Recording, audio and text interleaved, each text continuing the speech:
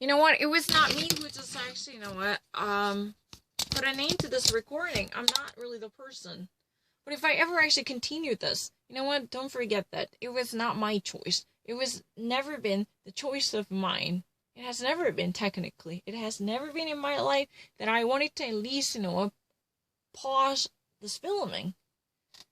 But the problem is, at first glance, it seems really like a burglary.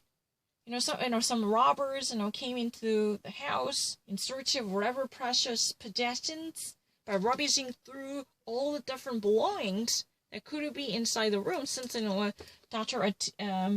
Lafayette's house was definitely a house of wealth, probably they could actually look for something special.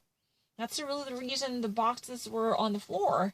You know what? He even actually recalled to these boxes as illegal boxes. These are really formally standardized boxes. They're actually good for containing a precious legal documents. But the problem is, if you ever actually look deeper into the situation, you would notice that there is nothing that would actually reflect any chaotic search efforts.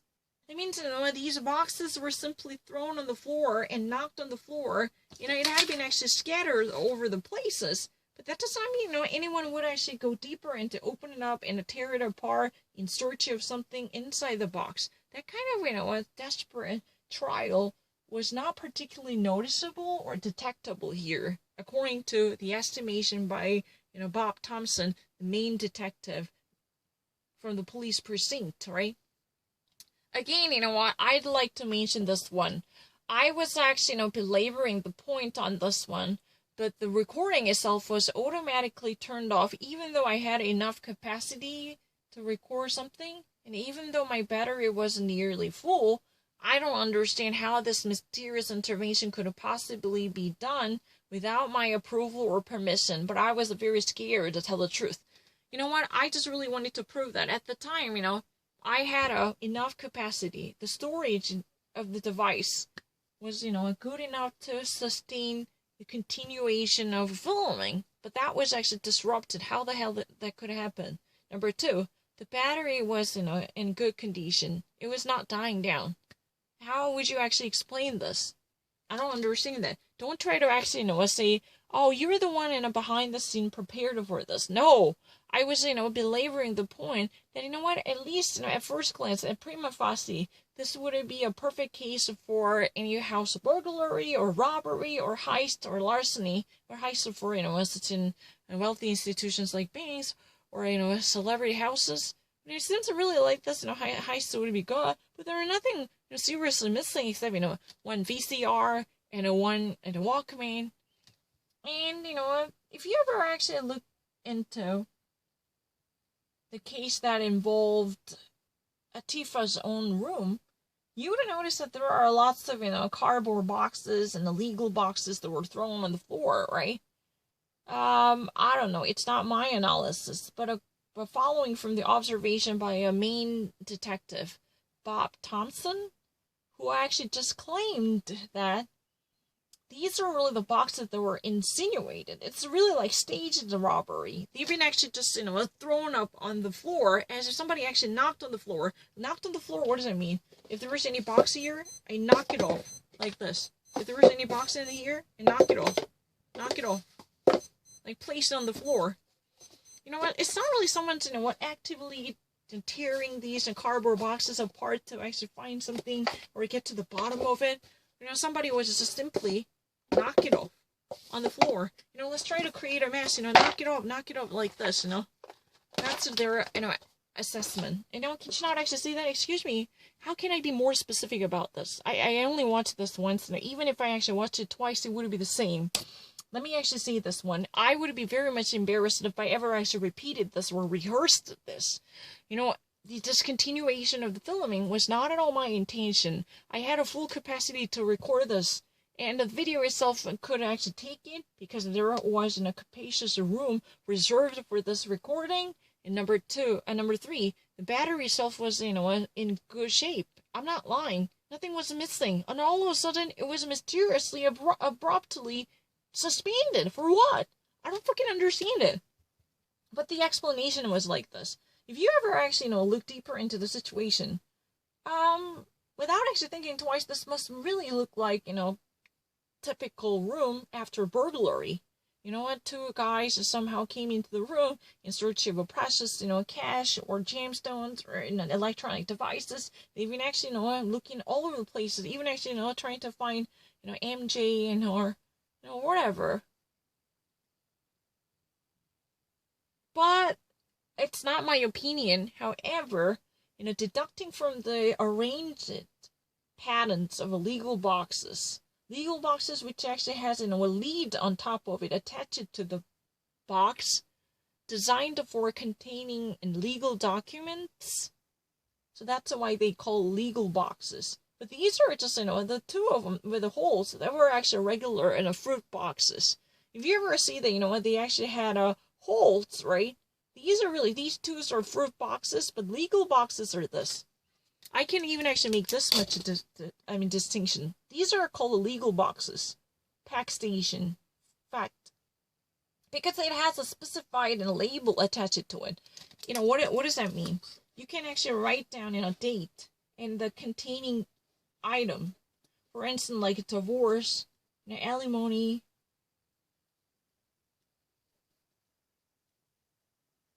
documents. Like this.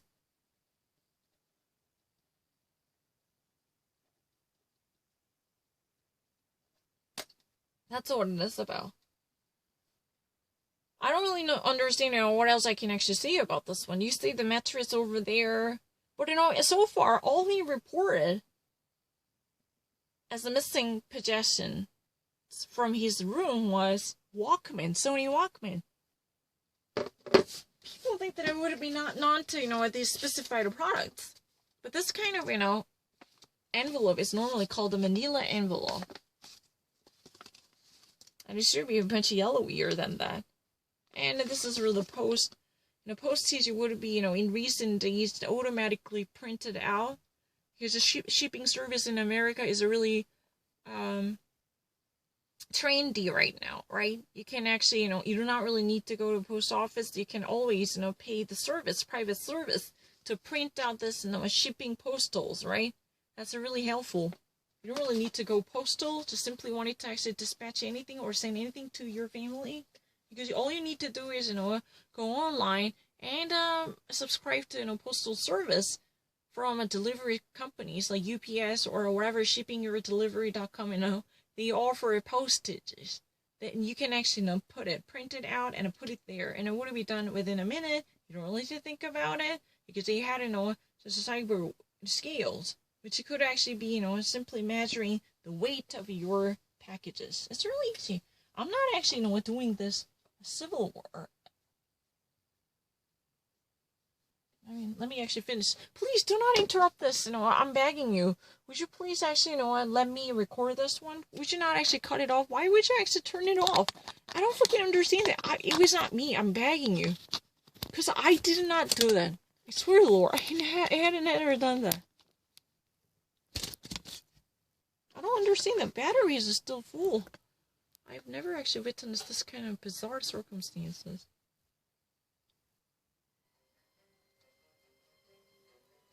And then you take the Alibi, the Keg restaurant, and the waiter there goes, oh yeah, definitely remember them because they ordered a salad and some wine. I think they were ordering wine so that the guy would ask for ID and remember that there was two Canadians that came in here and ordered wine with a salad. At all-night diner in Seattle. They remembered him there because the waitress said that they ordered just like a Coke and some fries, but then left me a $10 tip. Wow. You know what? You remember that they actually visited a Keg restaurant. So at the time, actually, they ordered salad and wine. This is so interesting. They actually, intentionally ordered wine following from the estimation by police. Because in that way, their IDs were checked because they look so young. They were, really on the threshold of, being a minor and an adult, young adult, right? So they've been asked to present their photo ID, right? To at least, have alcohol. So, possibly their citizenship status was confirmed. Both of them were Canadian legally. So their status were checked by the waitress. You know what? At the Keg restaurant, they ordered a salad, a plate of salad, and wines, and two wines. I mean, technically 2 glasses of wines there. But the thing is, I don't really understand how, in the first place, people would only order salad and a wine. That was really the question raised by this detective. And then later actually moved to Seattle. They actually drove to Seattle. So they were in town right now. So they actually, at the time, technically they were enjoying the town. So you should actually say they were on the town, or at least simply in the downtown, right? They were actually on the town. They actually visited all-night restaurant, 24-hour restaurant. At the time, they had a Coke and a syrup and a fries. They actually had a silly food, at the time. But remember, the guy, who remembered these 2 people at the movie theater was there because of a military jacket. He was wearing a military jacket. That was really the reason when they actually hit the theater right after they visited the Keg restaurant. Then one of the staff members from the Lower movie theater truly remembered this guy because, he was wearing a military jacket, and he actually positively confirmed he saw this person standing in the line wearing a military jacket. That was confirmed. And even actually, at the Keg restaurant, the restaurant they actually dropped by before they would have moved on. The very first place, they've designated for their night out was a Keg restaurant. They ordered a plate of salad and then 2 glasses of wine. But they were actually remembered by waitress. Of course I remember them. Because they're Canadians. That's really the estimation of the police at this moment. Because once they were purchasing alcoholic beverages, since they were actually, on the borderline between a minor and young adult, so their IDs were asked. They were being ID'd, right? Because, I don't think you can actually, buy this. What are you doing? Even if you're a college student, right, you can never do it, right? You know that. In America, if you're a freshman, you can never actually, drink, right? It's illegal. You're actually, enjoying the first year of college and you're drinking. Many of are doing that by faking their identity, for sure. This is really cultural effect. Because, really, unlike Korean colleges, if you're really American and you're after Sweet 16 and you're actually moving on 17 and you become a freshman, for instance at Cornell University, there's no chance you can drink anything unless you steal someone else's ID or they actually fake their IDs. They are borrowing seniors' IDs, doing all sorts of crazy things to actually hang out. All right, it's true. I met many of them, and yeah, it's really shocking.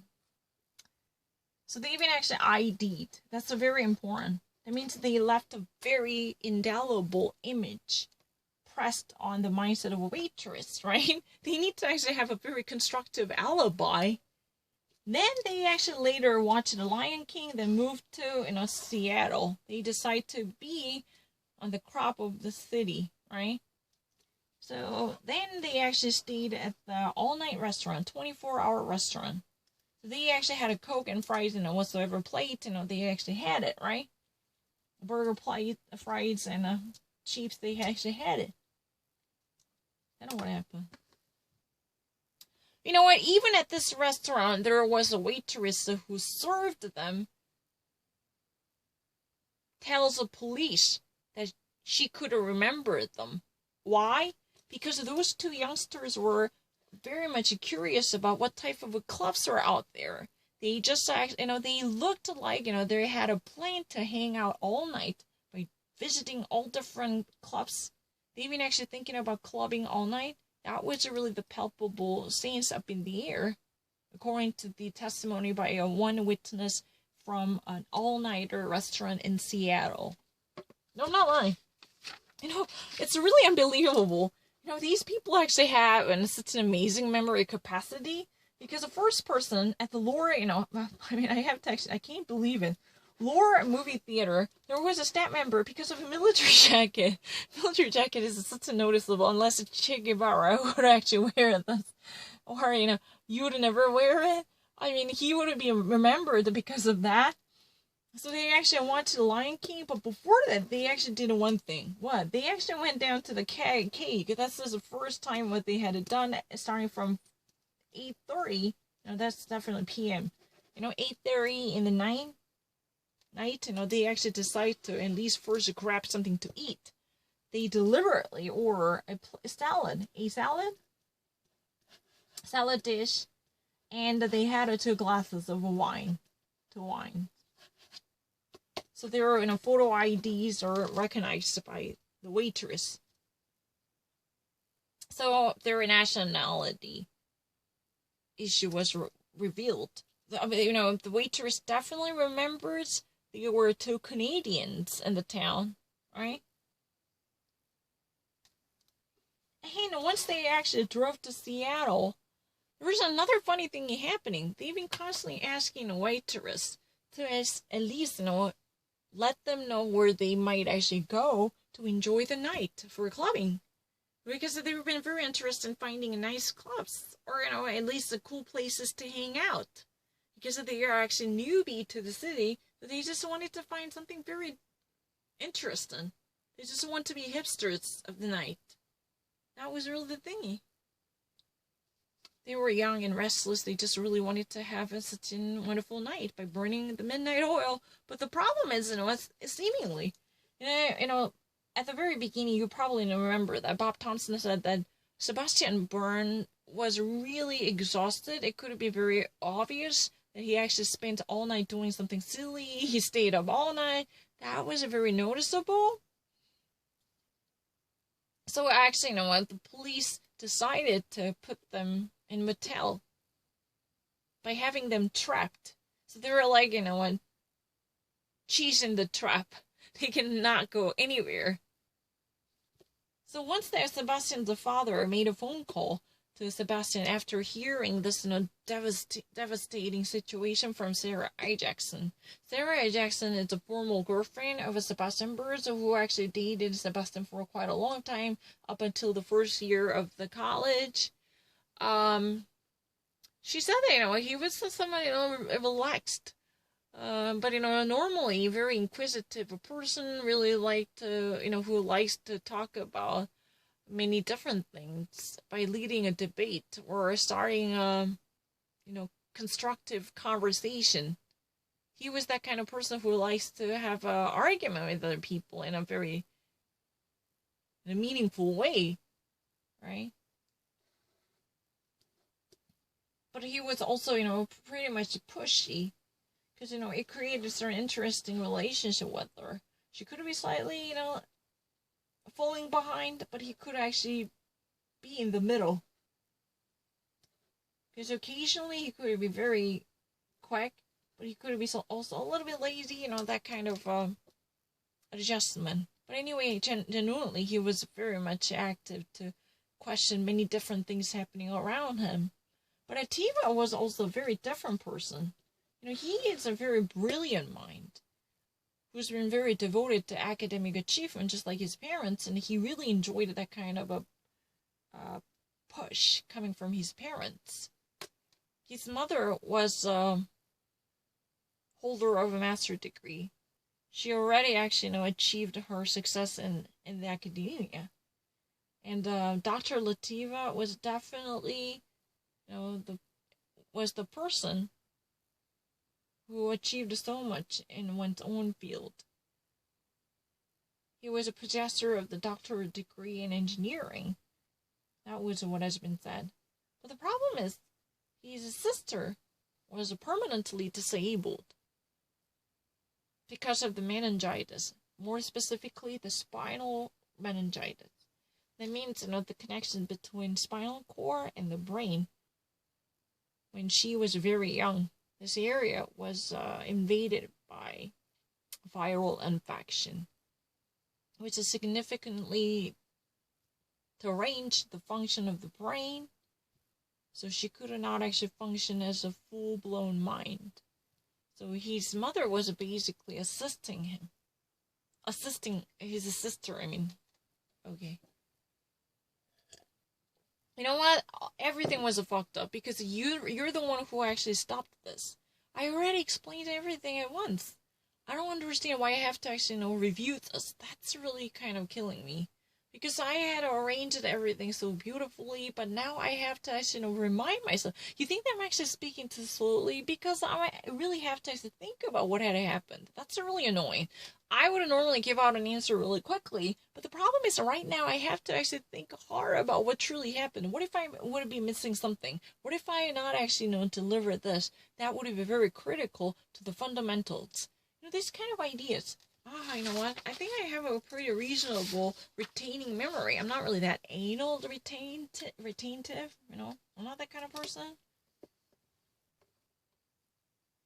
And then when they went to the Weathered Wall, which was a nightclub, that guy remembered him because he said, I looked at my watch, 20 minutes to 2. We were just getting ready to close, so he said I wouldn't let him in. Mm-hmm. It's all these little pieces they start putting individually. They're not too meaningful, but you start putting them all together. But even actually, at the nightclub, the Weather All, there was a guy who remembered, those two. Because it was actually, 2 to 2 a.m. 20 to 2 a.m. That's unbelievable. It was 20 minutes before closing down. But those two guys were staying almost, close to the closing hour. It was actually 20 to 2 a.m. this time. Really in the wee hour. You remember it, right?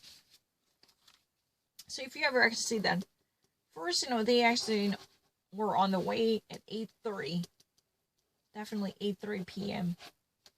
Then they actually, started their journey at the Keg restaurant, the Lore movie theater. And it wasn't really like, 11. So they actually already decided to be, all-night restaurant, which has been operating throughout the day and night. But the thing is, there are always meaningful pieces out there that could actually, prove their alibi. Even actually, at the club where they actually were supposed to enjoy the night, there was indeed a certain person who could actually confirm their existence at the time. It was actually 20 minutes to 2 p.m. That means 20 minutes before the closing time. Because they were about to close the club, but the club's staffer truly had a brilliant idea about them because of those two guys who were staying until the last minute. They even actually, went enjoying the music until this would be off. That was really the reason he could clearly envision their presence at the time. That was really the thing. I'm not gonna lie. It's very shocking. And yeah, I'm not really that anal retentive. This is true. I'm talking anal retentive.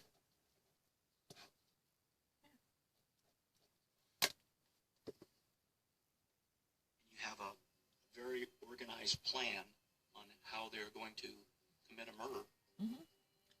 And they have, such an organized plan how they possibly commit a murder. Especially, on multiple murders, right? I'm not lying. No, I don't really have any difficulty. I never actually said anything wrong. Excuse me, what were you fucking talking about? Sebastian's dad actually received a phone call that was, completely the day after this murder. Around, 9 p.m. That was really the actual hour. When, Sebastian's father somehow reached his son, still staying in Washington State, right? That was around 9 p.m. It was at night because, he spent most of the day sleeping because the police actually trapped them inside the Dingy Motel. Dingy, how do we spell that? Dingy means a gloomy, dark, and a dungeon-like, such a sequestered motel. They were thrown into the den to spend the night. Then after that, they were grilled with the questions. They were actually the subject of a 3rd degree. Why? Because they've been somehow not in good condition to be questioned or interrogated. So police thought that at the time it would be better off to let them, gain full consciousness. It was around 9 p.m. I really remember that. At night. The moon in the sky. But once they actually got out, it was like 8:30. And they actually stayed, at a club around, 2 a.m. in the morning. Almost, 2 a.m. That means it's really like a 1:40. There was a guy who actually noticed them. They were actually enjoying. Even though the clock is ticking, the Cinderella should actually wrap up one's, business to go because the club is, shutting down. That's what happened. There were, the police actually, in retrospect, believe that they actually, were left, such an insignia or crests to be remembered by these people to secure their alibi. I think, police are railroading them. Otherwise, they would have never actually think that these are really meaningless alibis planted by them with a deliberate calculation. Because, police now even actually suspect that. Police now suspect that, they order 2 glasses of wine deliberately. Because in that way, they can be ID'd by a waitress. That means that a waitress can actually, look deeper into them to see whether this photo would be perfectly matching with the one she was looking into. And this type of, a matching and affirmative action, truly affirming action, I'm joking. The affirming activity can be possibly seen as a very delicate calculation. From this nuance, I can actually get that police are very much determined to recognize their criminality here. They're already taken as a guilty party because otherwise these alibis could have actually mean something meaningful, but these are considered as planned schemes that were already actually planted and already cooked up to deceive the perception of the public or the police.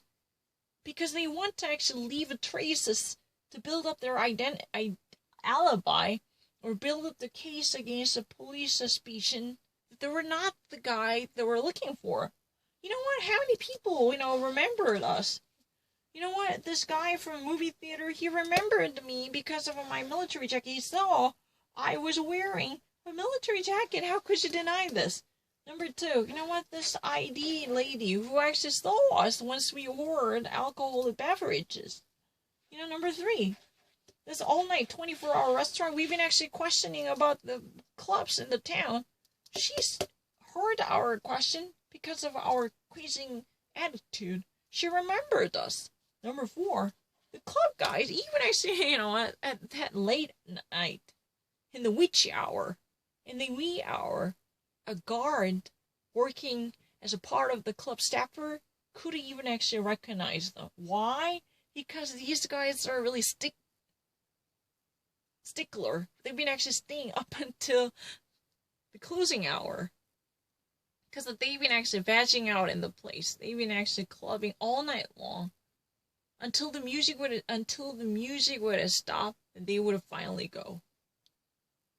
That's a really thingy. That's very interesting. So, from the police perspective, they were all, leaving these traces. They've been actually throwing out this breadcrumbs, which could lead up to the complete picture with a deliberate calculation. Because these are really brilliant keys. Think about it. They're very smart. They think that they can get away with murder by actually dropping breadcrumbs, place by place, planting their witnesses who could actually testify for their existence and presence on the spot. And that way they could actually, just go out of the situation like Houdini. Like, that's really kind of thing.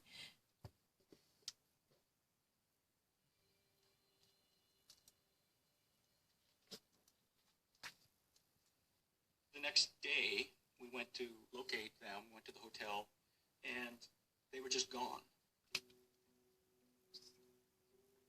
So the next day, the following day, the police actually went to, have them back into the system, but they were gone. The police actually wanted to check up on their status, and they wanted to bring them back to this precinct for further inquiry, but they were gone. They just actually disappeared out of thin air. they just vanished. And Carol had the moxie to phone Canadian consulate to make sure that the Bellevue police had indeed been consulted about this move back to Vancouver. And they had. Once they got home. So according to the actual statement by the, Sebastian's father, this type of, transitory phase was already consulted. Because they actually, already obtained a certain type of recognition from police that were about to cross borders. Because, once you actually cross the border, you need to actually be examined at checkpoint. But these type of cumbersome issues were already jettisoned. Because they have already contacting or alerting the officers ahead of time. The Bellevue police told the press that Sebastian and Tiff had fled, which was the first of many dirty tactics that. And it has also been actually notified, Sebastian and Tifa, they were never been actually put to sleep. Once there was interrogation intensifying, the sleep deprivation was definitely insinuated here. And what's been so surprising is that there had been a certain early indication dropped by Sebastian allegedly to at least inform on their possible displacement to Canada, but that was never been actually confirmed. But the thing is, that was actually, what has been basically said, and what can be read from Sebastian's father. One of, a really revengeful thing is, police in Bellevue decided to release a press report saying that these kids actually fled away from the scene. They've been actually making such bizarre behaviors that could never actually be expected from any mourners grieving. No, this would be so bizarre. Like, they were actually somehow interested in sharing this type of information, stacking up against those kids. It might actually eventually be very, very disfavorable in terms of proving one's innocence and exculpation in the case of, being on trial, right? Sent the signal that this was not going to go well. So we reported. You know what? She kind of, Sarah I. Jackson, since that this was, the first omen that was pertaining that everything could have possibly go wrong. Everything at least, would not go well. Because at least, police had a certain sense of understanding. It was already pretty much skewed. That could actually be very much, reasonably assumed. Because in the first place, they already categorized their behaviors and attitude as bizarre. They've been actually trying to at least stereotype their aftermath behaviors and the post-death reactions in a certain way. That's very interesting. The media, no, we didn't report the media. So he actually denied that there had been no report made by the police department to alert the media. There was no media release actively made by the same precinct he was actually working for at the time to pursue the investigation.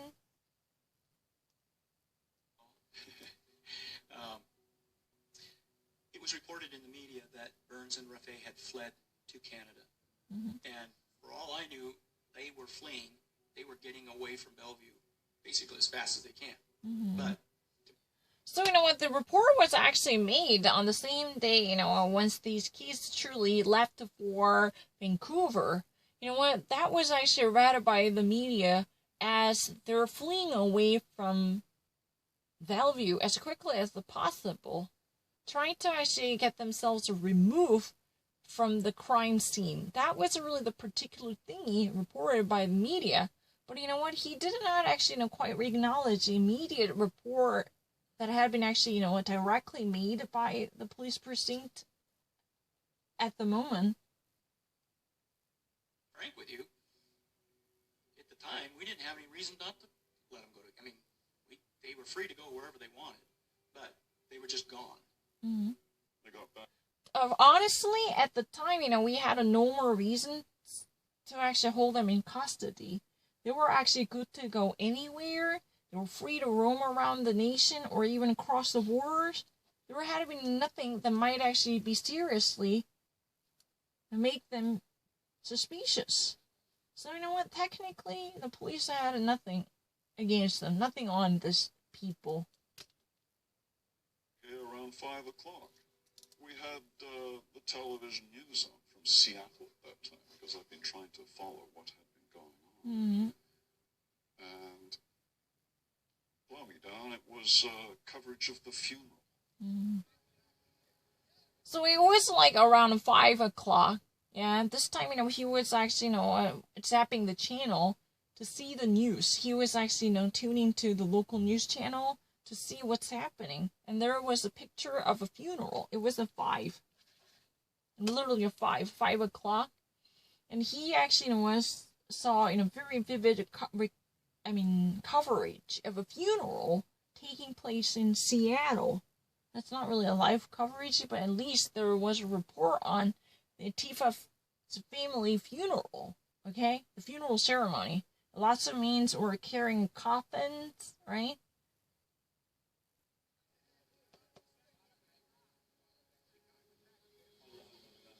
Members of the Raffaele family gathered at the Northgate Mosque today.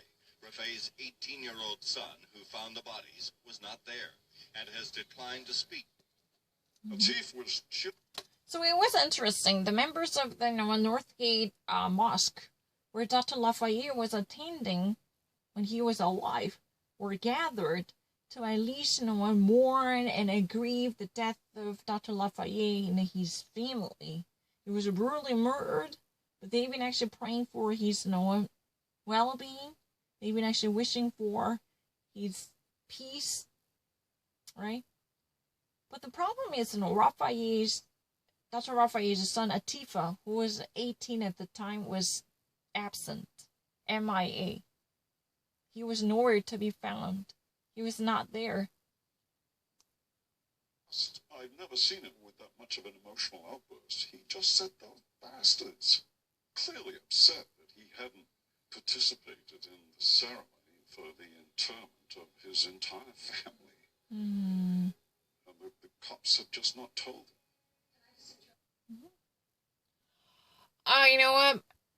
There was such an outburst of anger and upsetting emotions because those people are using a verbal language, even actually name calling Atifa as a bastard.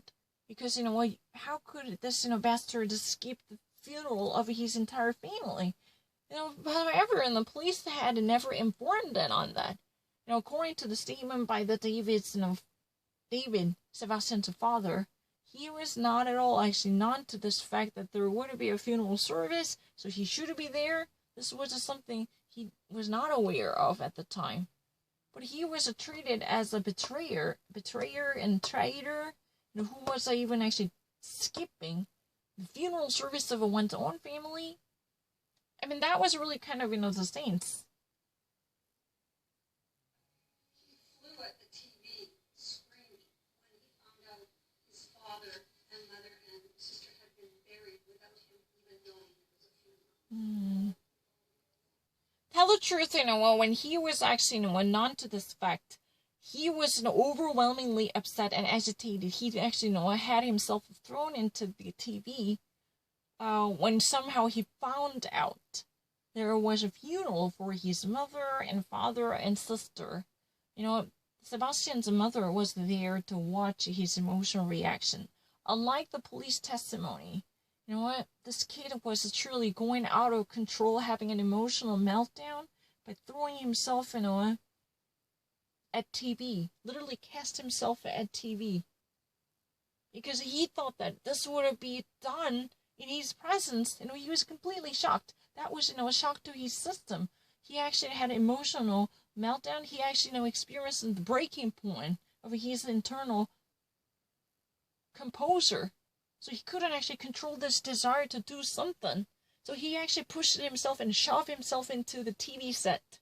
Because once he actually found out his parents' funeral had taken place, and that was featured by the TV news without his pre-acknowledgement. That drove him crazy on the spot. He went postal. Even though, congregants literally bastardized Everybody him. who's remotely familiar with the Muslim faith knows you must bury the dead in 3 days. And the family... Well, according to the police, allegation, anybody who had a very, anybody who even actually possessed the remotest idea about what Islam might be, they couldn't have possibly known to this fact. Anybody who died in the Islam community, Muslim community, should be buried within 3 days. I mean, no one should actually be in arrears after 3 days. This person, this dead body, before the full decomposition, should be buried. And that was what has been mentioned here. So we know what his argument would be like this. How would Atifa be unknown to this? Because he alone, he himself, definitely practices Islam. He professes a Muslim.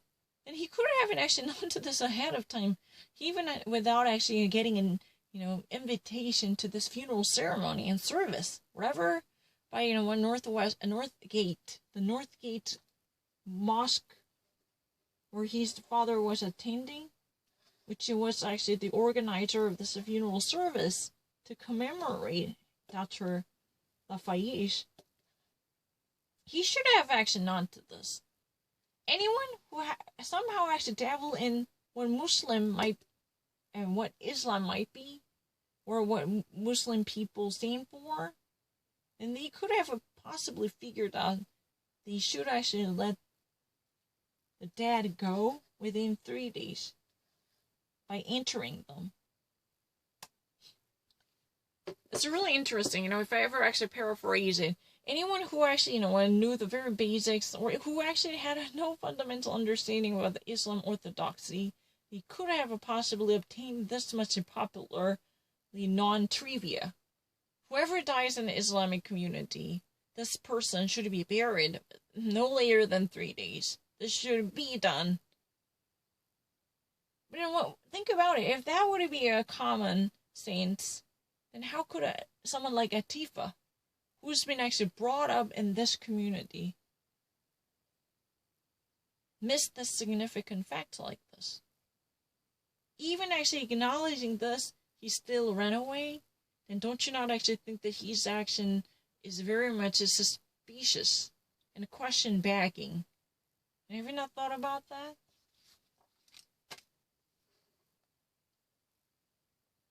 Members are responsible for washing the bodies and preparing them for burial. So the following action would it be, what they should embalm the dead body, washing the bodies and trying to actually cleanse their, the entire corporeal entity, and they should actually prepare for the proper funeral proceedings, the embalming, washing and cleansing and embalming, and put it in a casket, and having a cortege. That's called the cortege. It's really a procession, and I rather say the procession. So people are actually having a wake, and then they actually have a public procession by going through the entire public area reserved for Muslim community to bring people out in a chance to, in an attempt to gather together in spirit of the deceased, right? And I think, the procession is a really great thing because, people would bid a farewell to the deceased by actually, paying tribute or paying respect to the person who just actually finished one's chapter. That's really the cortege, right? The notion that Atif Rafe didn't have any idea about that is the craziest bunch of bullshit I've ever heard in my life. So, from his perspective, Atifa, who was brought up in the Muslim community, would have no idea about this type of tradition. It would be the craziest idea, the most lunatic idea he could have ever heard. He could have ever heard. I mentioned it really softly in case you think that I made a mistake. I really actually said that could have. It's really too soft. I'm so sorry. I will make sure to actually pronounce it correctly. Because some people thought that advice that I could have heard, oh, did you just actually say that could have heard? No, I really pronounced it. I just really wanted to double check it because this is really my private recording, so I'm not gonna do that for different regions. But the thing is, he could actually, he cannot tolerate this type of bullshit. It's a really bunch of crap and bullshit and baloney and hula baloo. Think about it. How would you not actually know that if you are actually a part of the Muslim community for so many years? How many funerals have you attended? How could you actually even claim that you are not aware of this kind of disciplines and traditions and conventions that were so invested in the Muslim community? Don't you not actually think that this would be ridiculous? He actually says that this kind of argument would be the craziest thing and the bunch of crap and lunatic bullshit he could ever actually expect to hear from someone else. That's what he said.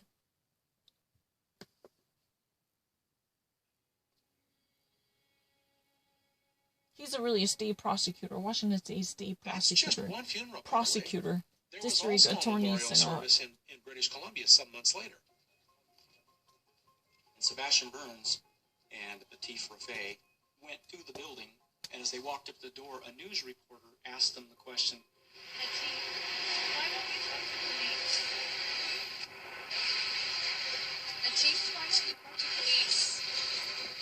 So several months later, those two guys were actually caught in video while they were actually having fun time. Apparently they were actually enjoying this moment.